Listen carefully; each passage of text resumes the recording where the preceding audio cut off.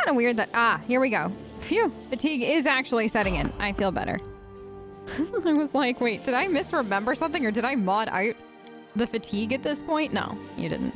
It's just took a while. That's good. That's fine. I'm fine with that. 100% fine with that. Dun, dun, dun. So we'll do this. We'll sleep. Well, I guess first we'll nap and then tell Erebeth after, just in case. Like, I don't think one leads into the other. But I would feel better. Okay. All right, we already looted that. Dun, dun, dun. I like how all the dead bodies are still here.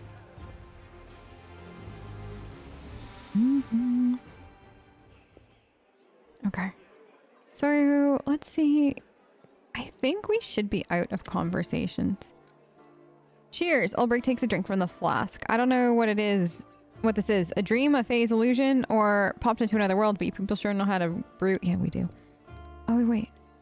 Oh, right. I had a question about my own to ask. Explain to me plain and simple. Back when we first met, what was that all about? How did I end up in the fortress with all the books? Why did I wake up right when you came in? This is horse feathers. The real horse feather here is how many questions you're able to ask without pausing for breath or letting me get a word in edgeways.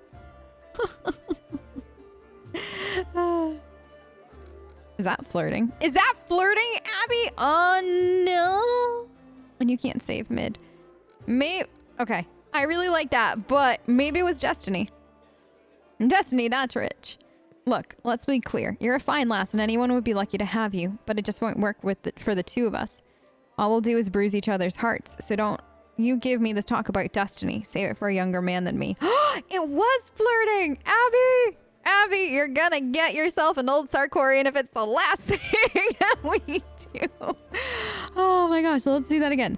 So, maybe it was destiny. Destiny, that's rich. Look, let's be clear. You're a fine lass, and he would be lucky to have you. It just won't work for the two of us. All we'll do is bruise each other's hearts, which means he already has feelings for you. That means he already has feelings for you, and he doesn't want... Oh, so good. Right, so what was it you wanted to ask? What was your role in your tribe? I was the chieftain, and not by right of blood, like in some tribes. It takes more than being born in the right family to lead the Olasks. You have to earn that right from our divine patron, Erevar. The heavenly griffin chose me. Except, as you can see, it didn't do my clan much good. The chieftain's duty is to be with their people, in peace and in war. In life and in death, and what did I do? Abandoned them? There's no two ways about it. I missed everything. I slept through everything. All right, my turn. Where do you hail from? Who's your tribe? Our humble party is my only tribe, and that's all the tribe I need. I have no tribe. I'm on my own. I don't remember my past too well, who I am, where I'm from. The memory's all hazy. No, our humble party is my only tribe. That's all the tribe I need. Right, you are. When you're left all alone, all you can do is huddle together with other orphans and castaways.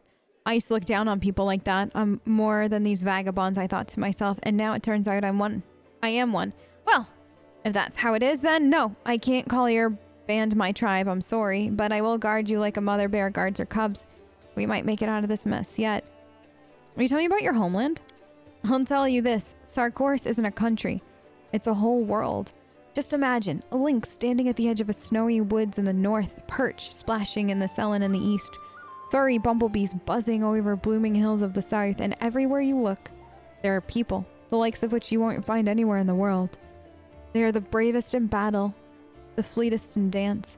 Hundreds of tribes, each with its own legends, songs and heroes, gods and spirits. Now you tell me, could a land like that really have perished because of a few grasshoppers? I won't believe it, ever! Will you tell me about your clan?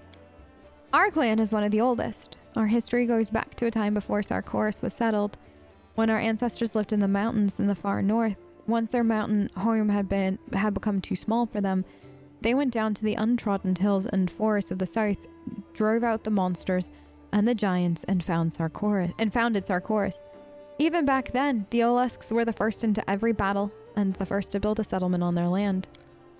People wrote so many songs about our deeds.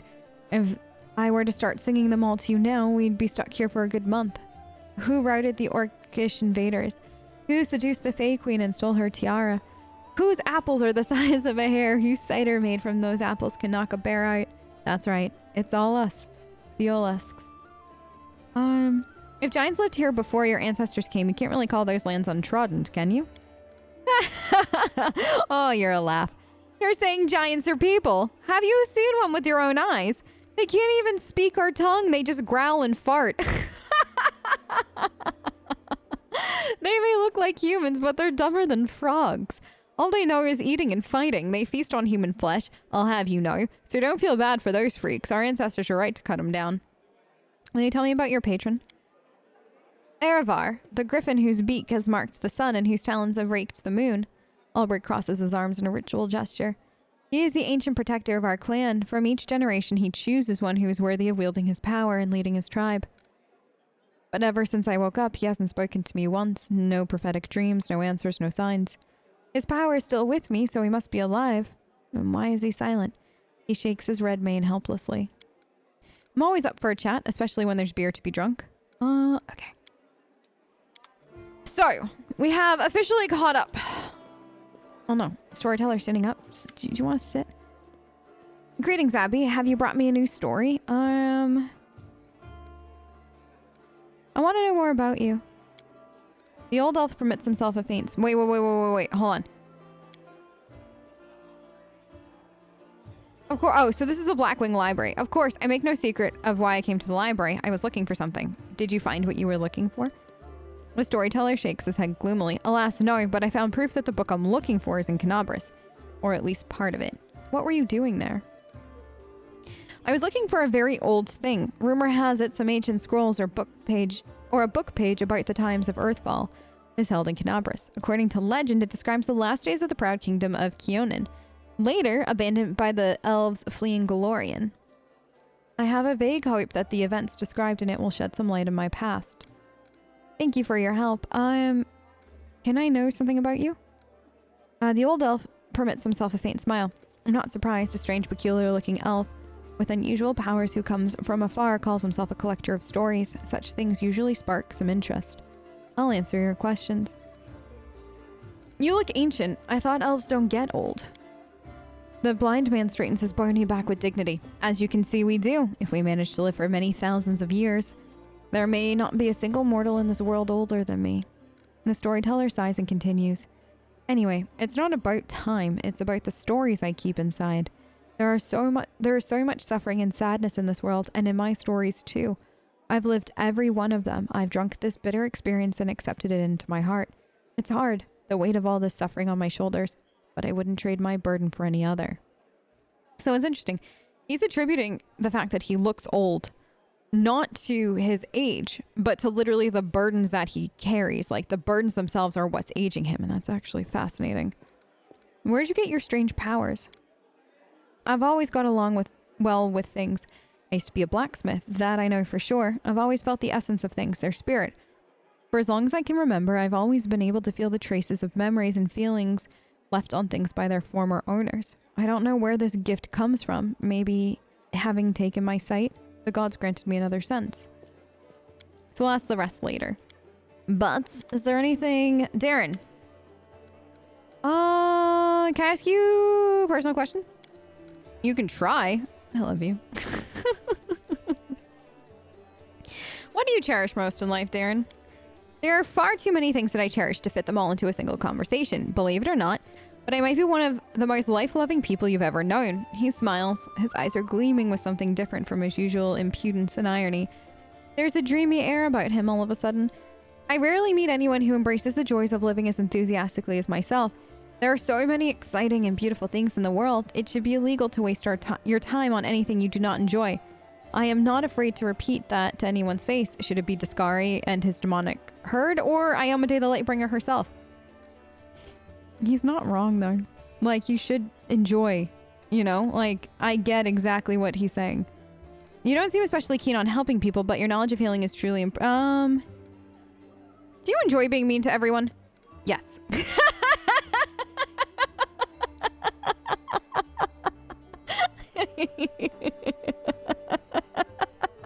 And this is why he's like my favorite person. He knows he's an asshole to everyone and he's fine with it, and I love that.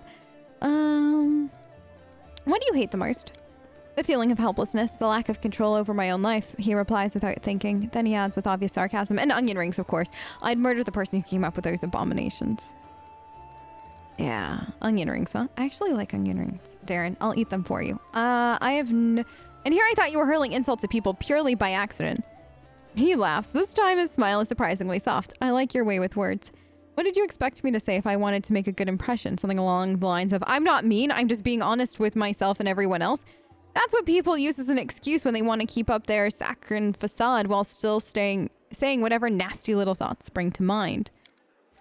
That is not what I do. I have no hidden agenda. I'm just as much of an insufferable prick as I seem to be. Some people are simply begging for a good dose of mockery, so who am I to deny them? I don't give a damn if anyone holds a grudge against me, which is why I don't even try to avoid it. Like, I do think this is interesting. He's not trying to hide that he's an asshole. Like, he hates people that try to hide that they're an asshole. He'd just rather you be an asshole up front. And then he understands you. He doesn't like the, like, two-facedness. And, I mean, given where he comes from and, like, the sort of people that he, you know, I don't want to say grew up with, because obviously we don't know. But, given the life he must have led prior to meeting us and everything, it would make a lot of sense. He doesn't like he doesn't seem like a noble's noble, if you will. You know what? No, we're gonna do copy and copy. Perfect. Wait, what are those? Where did I put it? Oh, Hasila's orders. Okay, let's sleep. I swear to God, if I wake up with another head, I'm gonna be so mad. It's too bad you never tried to get your hands on the treasure of the Guerm thieves. Do I look like an idiot to you? Everybody knew about your house. It was infamous. You go to the Guerm Manor, you don't come back out again. I'm gonna leave that there. I'm gonna just leave that there. Y'all can take with that what you will. Okay. We all know why. I mean, maybe you don't. But maybe you do. Did we talk to Darren? I mean, Lan. Okay, I know about you. Let me guess. Your first question is, can you wear a hat with your one horn? Am I right? So can you wear a hat with your one horn? Sure I can, but certain designs don't suit me well. Lan speaks in a deadly serious voice. You speak common much better than the rest of your tribe. Funnily enough, common isn't all that common underground, but your observation is correct. I used to live on the surface with my parents for a while, and I had the chance to learn a couple things. The language and the fact that every peasant who sees my scaly mug screams demon and runs away. I don't know if you're interested, but my mom wasn't from an underground tribe. She was a smuggler, the kind that used the dungeon of Canabras to secretly move and store goods. One time, two gangs couldn't agree on how to share a prime cut, got into a fight, and the winners threw their losers down a hole, dead and alive and living alike. My dad went to check if the corpse had anything useful, and he found a girl from the surface, barely clinging to life. An incredible feeling sparked between them, or maybe the girl just liked men with scales and cat nose. That might be it. One way or another, he got her back on her feet, and later he even left his home caves. She left her smuggling behind, and they began an honest life. That's the delightful story of how old Lan came into the world. The next chapter, however, my family and I never stayed in one place long. We lived sometimes on the surface, sometimes underground. We couldn't find a place to call home. Living in caves was hard on my mom, and my dad's appearance raised too many questions. They're at war against the demons, after all. In the end, my parents decided to stop making each other miserable and separated. My father and I returned to our tribe. I think the peasants screaming demon had something to do with it, or maybe dad just couldn't stand life without rat tail soup. I wouldn't rule out the possibility. Did you come with me so you could see the surface again? No! That wasn't it. I just don't have much patience for certain types of creatures. Demons, I mean. If they want to destroy Canabras, I'll be on the side of the people they're attacking. Lan looks away. Lan, you're my companion, and companions should trust each other. I'm counting on you to give me an honest answer, not excuses. He looks ashamed. I guess you're right. I shouldn't have been so evasive. It's just that some things are hard to talk about. My family, for example. My birth, hell, take me. Turned out to be a great misfortune for my parents, all because I'm relatively healthy. I'm the best thing that can come from a marriage between a cave-dwelling mongrel and anyone from the surface. A healthy child with the right number of hands and feet. No apparent defects, no missing organs or other problems. They saw hope in me, so risked having more. They thought it would somehow be all right. A growl edges into Lan's voice. I could have had 4 brothers. The first was born 2 years after me and died 3 years later. He didn't have a nose. Nothing even remotely resembling one. He could only breathe through his mouth. Mom and Dad were afraid to take their eyes off of him, fear he'd choke and suffocate. In the end, it was his weak heart that killed him. There was another pregnancy and birth. I pretended to be I was sleeping, but snuck out of my bedroom and listened under the door. All those hours, it was very strange, but I never heard the newborn screaming, Mom moaning, yes, the priest praying, and then I dared to open the door and look inside. The priest stood there very pale. One of them was holding something, a small object that fit in his palm. He asked, do you know what it is? And the other said, I think it's a head. You don't have to keep going if this hurts you, Lan. No, I started to tell you and I'll make it to the end. You want to know why I followed you to the surface? Well, here's the reason. It turned out that this time my mom was expecting triplets. The first of the babies was born in pieces. The other 2 didn't live long enough to draw their first breath. About 3 weeks later, my father took me to the caves. He didn't want to leave. I could see it in his face. But I think my mom and he decided it together. The curse my people have carried since the first crusade stood between them. Not to mention the 4 dead babies. And old age was rapidly taking its toll on my father. After we returned to the cave, he only lived for another 4 years. So if you're asking me why I decided to go up with you to the surface and join the crusades, well, the answer is, I've always wanted to. I was afraid to leave my tribe, but it always haunted me that I'd die in a world where 4 crusades could do nothing to stop the beast from the abyss, and the number of victims kept growing. I wanted to change that, or at least try to. And if changing things is too much to ask, then at least get a little revenge. The ones who are behind the world wound owe me a great debt. The lives of 4 brothers, all my mom's tears, my father's broken heart. It's a lot. It's so much that killing a couple of demons won't do it for me. I want to do something real, and I'm ready to pay any price. Call it my personal crusade if you like. I used to think that things would be better if I'd never been born, but now I think I was born for this, to settle the score. Would you like to find your mum? No. The words fly from Lan's mouth faster than an arrow. Then after a pause he continues, I don't want to meet her. Not because I feel any resentment.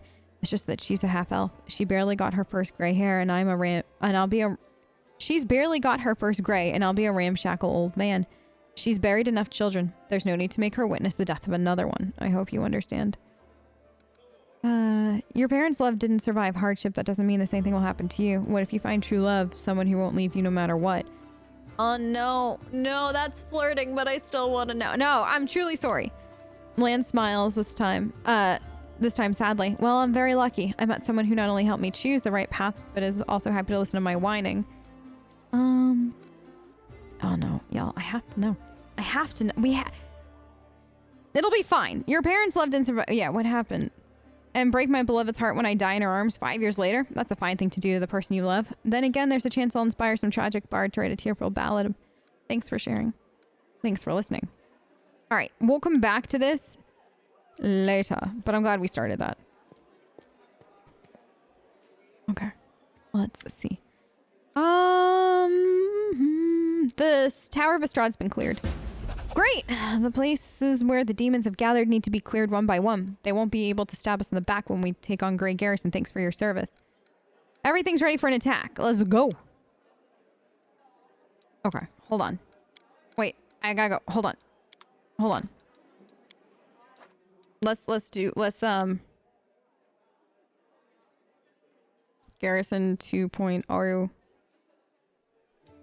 Because, you know, we're doing it again. Okay, now we're ready. Onward, 2 arms. Okay, let's take Sela, Ulbrig. You, and you. Yes? Yes.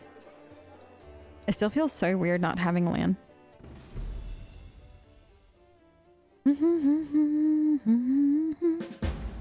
All right. So, oh, it forces you. Hold on. Perception, mobility, trickster, stealth, magical device. Piranha strike. And blur. He didn't have blur yet. Oh. Blur is such a good one for him. Let's have summon monster just to be safe. Okay. I like it how like the noise of us moving was there the whole time, but we actually weren't in fact moving.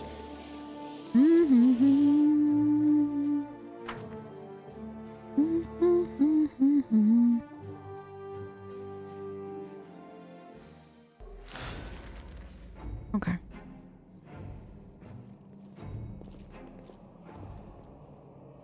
I hope this ritual works. It has to. There's no room for error.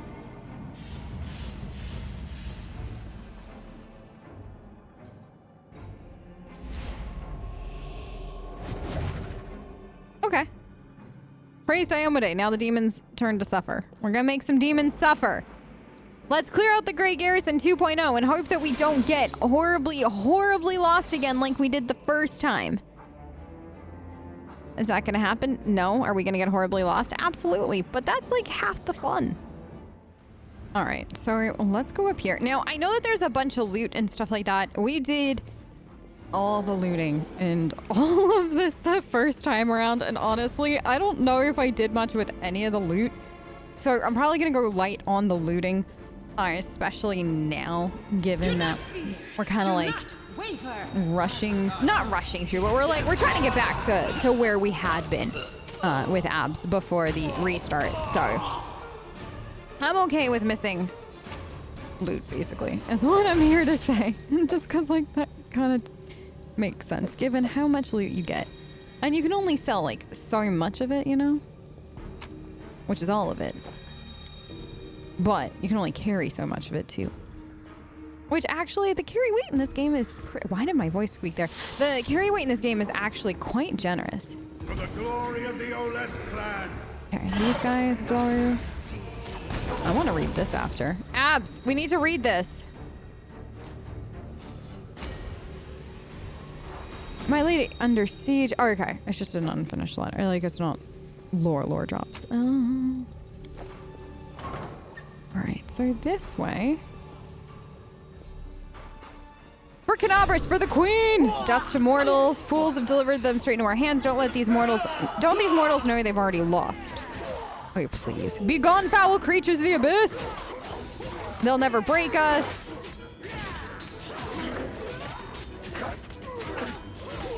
Okay. This way.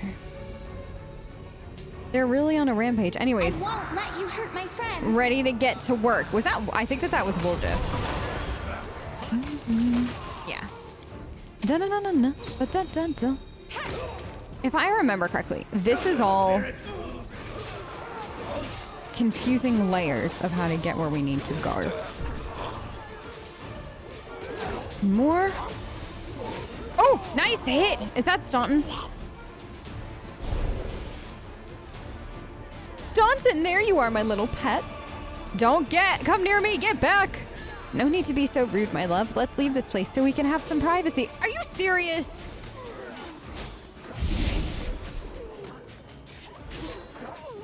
This is not the most romantic of places, y'all. Like, maybe to her it is, but it's not. It's really not. I'm here to tell you right now, this is not the most romantic of spots. I don't know why she seems to think it is. Okay. Right to the first floor. Then this way. And then I don't think we got anybody to do this for us. This. Does he have claws art? Yes, good. Can anybody do this door? Thank you. Good, good, good. Spells. Scrolls. Are we once again going to have more scrolls than we know what to do with? Yeah, of course we are. They will come in handy one day, I think. 100%. Okay. So. There's this. This? Ooh. The Crusader Wizard had some nice stuff. This way. And then, isn't there... Might be trap, might be treasure. Okay. Where is... Isn't it like all the way back there? So I think I know what this room is. This is this room, right? Yep. Praise Iomade, thank you for gracing your faithful servants with this visitation, my lady. I love you like nothing and no one else. Several knights reverently kneel before the succubus, who is wearing nothing but a smirk. With a melodramatic flair, the demon sweeps a clawed hand over the head of the knight, gives a mock blessing. And I love you, my children, all of you together, and each one separately. Goddess, I must confess a shameful sin. My thoughts about you, they're impure. Forgive me for my blasphemous words and base thoughts, but I can't help it. You're the most desirable of all women. No other goddess comes close to your beauty. Next to you, Sarenrae is a dull lump and Shelyn dust beneath your feet. Will you forgive me for loving you, and not only in the way a true believer should love his deity? I forgive you, my knight. I forgive you and I accept your love. But I see that you cannot forgive yourself. Your flesh craves punishment. So punish yourself, wash away your sins with blood, and earn my love, the divine and the carnal. Ah, every time. No, stop, don't do it. With a trembling hand, the knight brings the blade to his face. These eyes, which dared gaze upon you with lustful intent, take them, my goddess. The knight cuts out his eyes with a muffled moan and holds the 2 bloody lumps out to the succubus. I accept your gift. The succubus gently takes the eyeballs and trails them over her stomach and breasts, decorating her skin with scarlet patterns. Then she brings them to her mouth and chews them with relish. Red saliva dribbles over her lips and chin. Now, my knight, I want you to lick every... Wait, who is this? Blasphemers come to disturb our sacrament? The succubus points at you, and the knights, who still have eyes, obediently turn in your direction.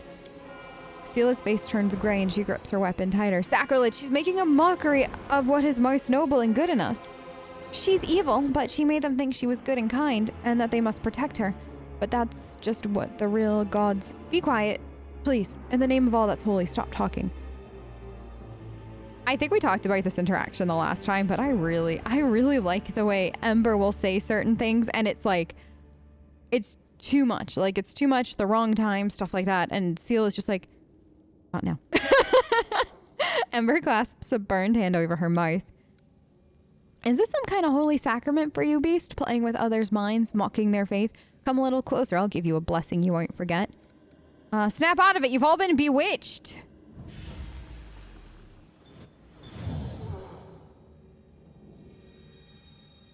The blind knight recoils in horror. He opens and closes his mouth, lost for words, and brings his fingers up to his empty eye sockets. What did you do to me? Give me back my eyes. My faithful children annihilate the heretics. The succubus meets your gaze. Her blood-stained lips stretch into a sweet smile. Are you really going to raise your weapon against me? I am Iomade after all.